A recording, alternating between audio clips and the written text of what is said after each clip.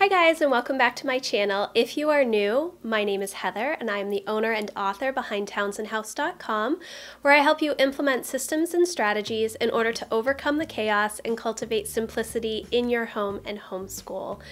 I live in Maine with my husband and our 3 children, and we have been homeschooling for about a decade now. Today I am really excited because I get to share with you the brand new monthly calendar from Erin Condren. I want to thank Tori and the team at Erin Condren for sending me this to review for you.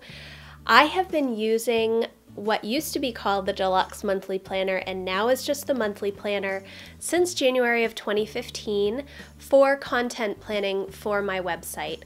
I've also used it in the past as a budget planner, but mainly I use it as a content planner. There have been some really great upgrades to the planner this year, and I think that I want to share with you, before we do the flip through, how you can use this as a homeschool planner.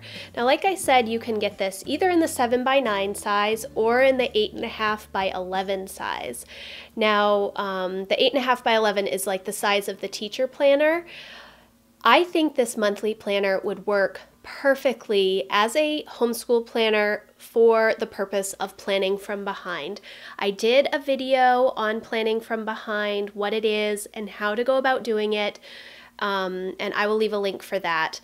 But the reason that I think this would work really well is because they have changed what is between the months. So when you open it up, and you'll see this in the flip through too, you have a starting lined page, your quotes page, then you move into your monthly calendar, and then you have another page, your monthly dashboard, and then you have 8 lined pages between each month. So this would be a perfect place to write down what you do each day with your kids for your homeschool for the specific purpose of planning from behind.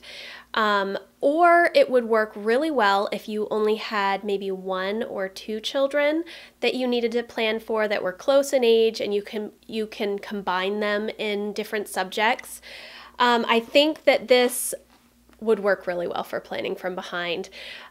You can keep track of all of the regular day-to-day stuff in the monthly spread, and there is enough space, I believe, to write down everything that you do throughout the month. But you do also have the option to add additional pages in the back. I get the productivity pages because I use this mainly for project management with my website and content creation for you guys, but you can either get lined pages or dot grid or also productivity. You can get 40 or 80 pages. For 40 pages extra, it is $5. For 80, it is $10. And just like with all Erin Condren products, you can get a different cover. They're all interchangeable. Your coil, you can get platinum, which is the standard coil, rose gold, which is what I get for all of my planners, gold, or black. So now I'm going to take you through a full walkthrough of the planner and how I use it for my content planning. But if you have any questions on how to use this as a homeschool planner, please let me know in the comments and I will try and write up a post on how exactly I would use this as a homeschool planner. So let's look at the inside of the monthly planner. So here is the new monthly planner. It comes in both the colorful layers and the neutral layers, and I chose colorful layers this time. I have been in neutral planners for the past several years since Erin Condren came out with neutral planners. However, this year I love the layers pattern. This colorful layers pattern is so pretty. This is the colorful layers cover. It is interchangeable, so you can choose whichever cover that you would like, and then you can also have it personalized. This is specifically for content planning for my website, Townsend House, and so it says Heather at Townsend House. And you can also choose your coil. I have gotten the rose gold coil since this was an option. This is the coil that I always choose. I think it is so pretty. And actually, last year, I think they may have come out with a different rose gold coil, and it held up better. I didn't have any tarnishing or anything with the coil last year. So that is an extra charge. It's $10 extra. This is now the monthly planner. It is no longer the deluxe monthly planner. And you have a couple of start dates, I believe. It used to be that you could start it in any month, and now it is a July start date, which is what I got. July to June, August to July, September to August, or January through December. Now, this is specifically for content planning. However, I have also used one for budgeting, and I do not know if I'm going to use one for budgeting this year. I think I'm going to try and do all of my budgeting in my life planner. I don't know if that's going to work or not. So I'm going to give myself the next 6 months, because I use an 18-month life planner, and then see if I can figure out the budgeting side. If I can't, then I will purchase another monthly planner specifically for budgeting. So when you open it up, it says monthly planner and a place to put your name. And then these colorful layers pages are so pretty. They are so pretty. They're vibrant, and I love them this year. I really like the colorway and how everything looks. I think it looks so pretty. These mini monthly calendars, I do not do a whole lot of stuff with these as far as content planning. I don't really have a use for these besides maybe marking which days I am putting new posts up. I do most everything within the monthly spread and the line pages, which I will show you. However, if you're using this as a budgeting planner, you can, I use the little dot stickers, the colorful dot stickers, and then you can color code this as to when your paydays are, when specific things are due, when you have big purchases throughout the year that you know that you want to have sinking funds for, anything like that. I do a lot of color coding in my other planners, not so much with this one. In fact, I tend to use pencil for the most part in this planner, because even when I plan, I do end up making a lot of changes. And then you come to these monthly goal, I think they call them goal boxes, but you can use them for anything. I use them similar to how I use my Erin Condren Teacher Planner for homeschooling for themes. Each month I tend to have a specific theme with my website. I'm a homeschool blogger, so depending on where we are in the year, I will have different content that is going up for the different months. Now, one thing that I notice is that these boxes are different than my life planner boxes, and I don't know if that is just if I got a mistake one, or if these are different in all of the colorful monthly planners. I'm not sure. I do really like these. They're nice and light, so that you don't have to really worry about too much color, which is last year that was the problem. There was just too much color last year for me. Then each month starts with a lined spread and just a very, very light colorful layers design up here. And then you have your quote page, and then you move right into the month, which is awesome. They brought the tabs back to the monthly calendar this year for all of the planners, which I am so thankful for, and I know that there's a lot of other people that are thankful for that as well. Last year, I was not able to use that dashboard page. It was driving me insane, so I ended up paper clipping the month with the dashboard page, which I'll show you in a second. So in the monthly calendar, I write down all of my blog posts and content, what my ideas are for the month, as well as checkboxes as to what I actually post for those days. Now, I am an old school blogger. I first started blogging in 2001, so that's really a long time ago. But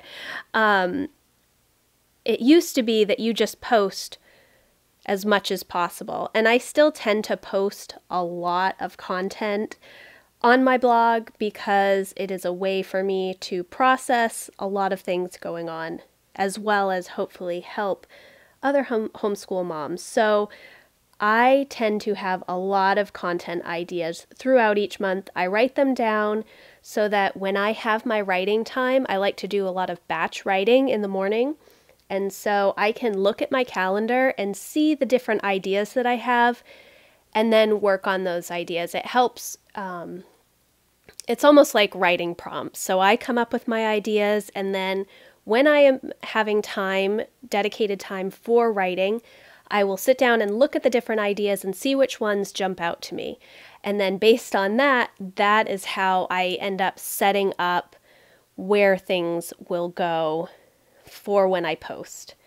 Okay, so then you move into the dashboard page. Well, the dashboard, and then there's another lined page.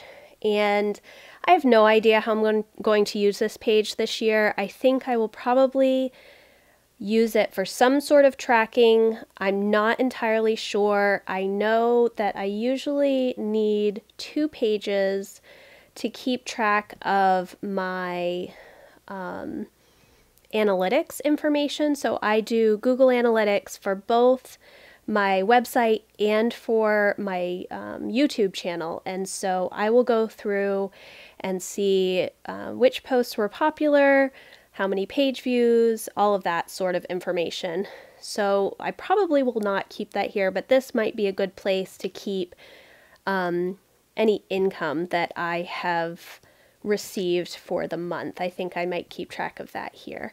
I do have an accounting system for my blog, but I do also like to just write it down just to keep track of where I am each month and to make sure that everything is actually hitting my bank account when I expect it to. And then another change this year is that they have now 1, 2, 3, 4, 5, 6, 7, 8 pages of lined paper between the months. And I'm so excited about this. I always am looking for a little bit extra note space within the month because I do keep notes for, again, different content creation ideas, different lists of people that I need to contact or emails that I need to respond to or coaching clients that I have. I always like to have a little bit extra space within the month itself. I like to keep things contained, and so that is what I normally use this space for, and so I'm happy that there are extra pages.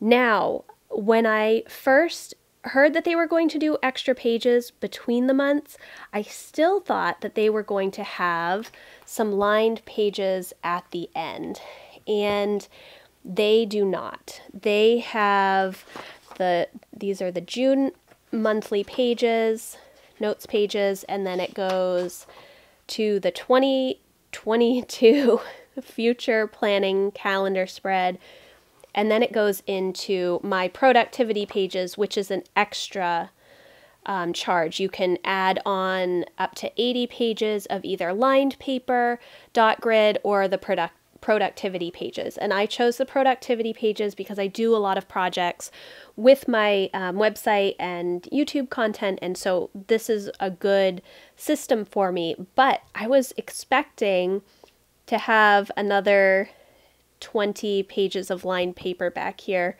in addition to my productivity pages. So I do not have that. I don't know if it's a mistake. I just don't know. I haven't contacted Erin Condren to find out if that is a mistake or not. So what I'm thinking, I actually did look online, and it said that there were 8 pages between the months with the ability to add up to 80 pages extra, and that is a charge. For 40 pages, it is $5. For 80 pages, it is $10, I believe. And a page is one side. It's like 1, 2, 3, 4. That is a page. So that's okay to not have the pages at the back, but I was just expecting a few more notes pages. So you do actually end up getting more lined paper because it's 12 months. I think that usually they would have 20 pages of lined paper at the back. And so now there are 8 pages in between. And so it ends up being a few pages more using them between the months. But yeah, so I'm not sure how I'm going to work that and make sure that I have everything that I need, because I usually do have some things in the back, just general lists that are not month specific. So I will probably use the productivity pages for that. I'm not sure because I have not moved in yet, but these are just my thinking as I go through the planner with you. So once you get to the 8th line page for the month, then you go into the lined page before the next month. So then this is August. This goes with August. And then you have the August calendar, the dashboard, and then you have the lined pages. And I do really like that these are just lined pages. There's no little asterisk or flourish of color at all. It is just lined paper. And I know that some people would prefer to have this dot grid, but I definitely prefer lines. I am definitely a list maker, so having the lines is helpful for me. And then we move into September, which is beautiful purple color. The monthly calendar, the dashboard, and this page, and then more lined paper. So that's how it goes throughout each month. You have your quote page and your line page before the month begins. You have your monthly calendar, you have your line page and your dashboard, and then the additional line pages at the end. And so then you have November,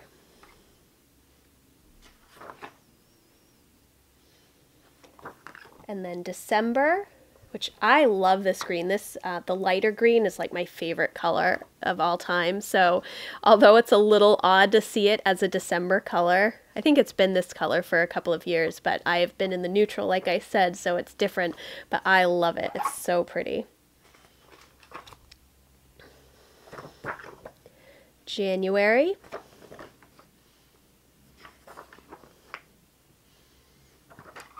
February.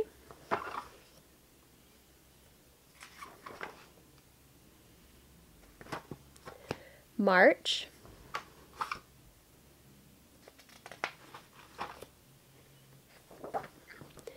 April.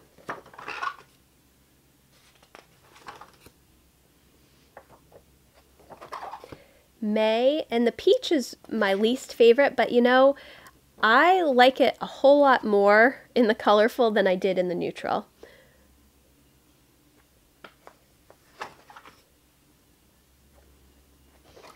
And then the last month, obviously June, because I have a July through June calendar, line page, monthly spread, line page, dashboard, your additional notes pages, and then it moves. First you have your 2022, I don't even know how to say that, future planning, and then you move into, if you choose to have additional pages, I chose the productivity pages, those will go here with your notes. The only thing that I wish I had with this monthly planner is like the last 6 months of 2021 in here, mainly because I always do content planning a couple of months in advance. And so for instance, this year I am already writing out July and August, and I have been for the past several weeks, and I just got this planner on Friday. It is like the third week in June right now. I could use it just a little bit earlier. And then there's the productivity pages, which, as I mentioned, you can either get lined, productivity, or dot grid, and I use these for projects, lists of steps that I have, and then ideas, etc. And that is the rest of the planner. Oh, and that isn't the rest of the planner. There are these stickers, which these actually I think are last year's style sticker. In the new life planner, they do not have this asterisk on them. They are just blank, which is nice. And so you have 2 sheets of stickers, and then you have a pocket in the back, which I love. The pocket is so pretty. And then you have your back cover. And that is the monthly planner. Thank you so much for watching. I hope you enjoyed this video. If you liked it, please give it a thumbs up. And if you are not subscribed, I would love for you to subscribe so you can see all of my future videos. See you in the next video. Bye.